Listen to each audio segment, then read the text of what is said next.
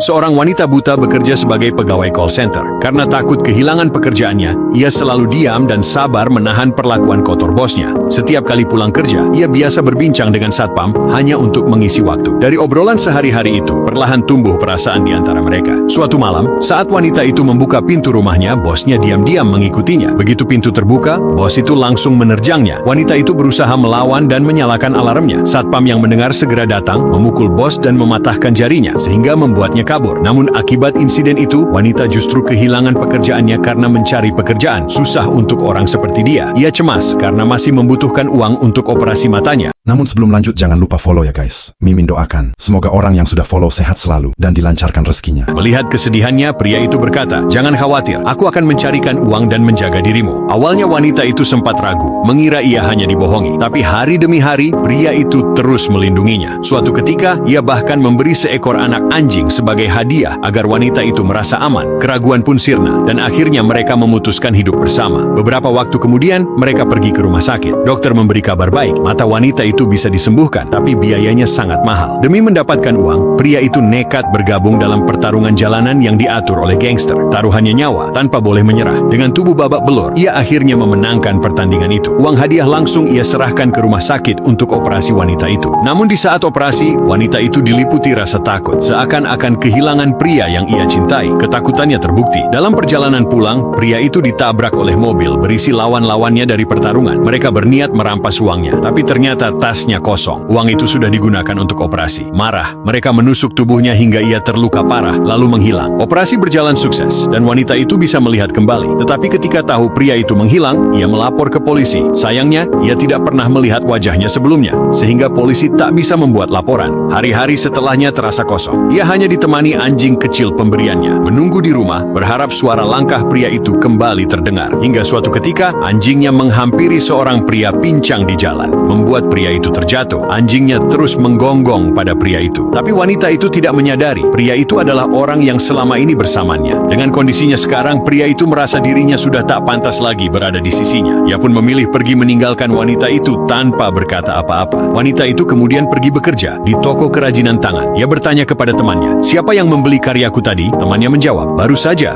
pria pincang membelinya." Wanita itu melihat anjingnya masih menggonggong terus sejak bertemu pria pincang tadi. Seketika wanita itu tersadar, dan ia segera berlari ke jalan tapi tidak menemukan pria itu. Lalu ia teringat nama tempat favorit mereka. Dengan sisa harapan terakhir, ia berlari ke sana. Sesampainya di sana, pria itu berdiri dengan tubuh rapuh dan tatapan penuh luka. Saat mata mereka akhirnya bertemu untuk pertama kalinya, wanita itu tak kuasa menahan air mata. Dunia yang selama ini gelap kini terlihat jelas. Namun yang ia lihat pertama kali adalah sosok pria yang rela menghancurkan dirinya demi memberi cahaya padanya.